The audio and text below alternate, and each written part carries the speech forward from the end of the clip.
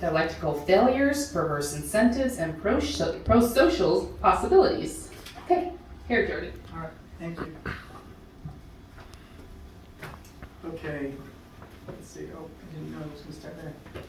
Yeah, so I'm going to tell you a little story about my son.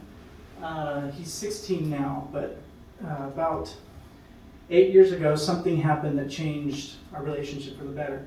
So Sonny is his name. He was a very angry child, and my wife and I are very low-key, very chill. It was hard for us. We didn't know what to do. We would do timeouts, time alones, as compassionate as we could, but nothing seemed to change. Then I came back from an intensive DBT training, and I learned this principle of behavioral science: pay more attention to the behavior you want to see, pay less attention to the behavior you don't want to see. So we experimented with it.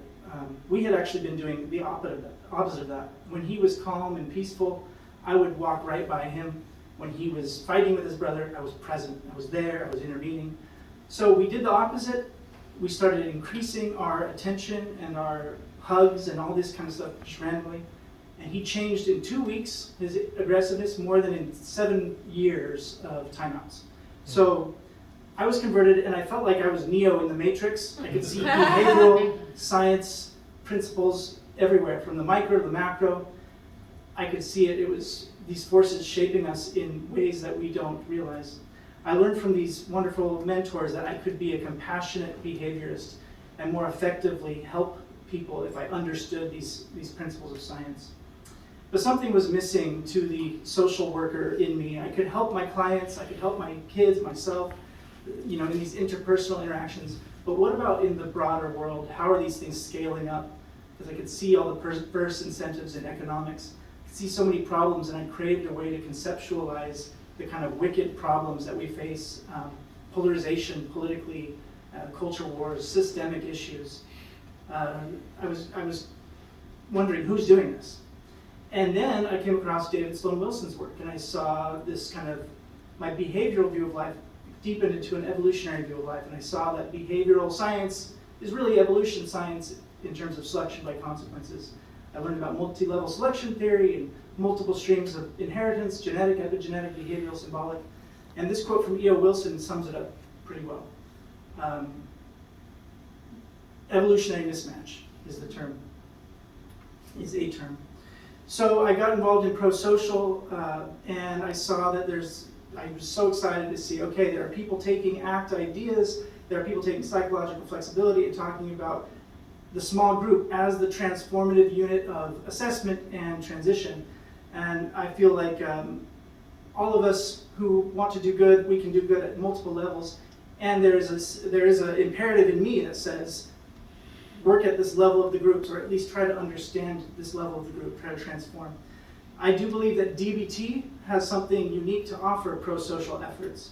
I use DBT specifically when I'm working with a client who has multiple treatment failures, who's had all sorts of multi-problem areas, multiple diagnoses. These are the areas I think DBT could help prosocial, a dialectical worldview, a structure to ground us in terms of priorities. They call it behavioral hierarchies. Conceptualizations. The assumptions in DBT are really helpful in grounding clients and therapists and consultation.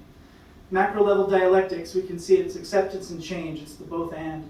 It's critical and conflict theories like Marxist theories and the critical theories, and then on the other side, the functionalist theories, right? Revolution on one side, incrementalism on the other side. There's both validity. We need to understand, instead of blaming, we need to understand where they're effective, where they're workable, and how they're actually working. Stages and targets. There's too many words on these slides. I was trying to fit in an hour-long thing into this.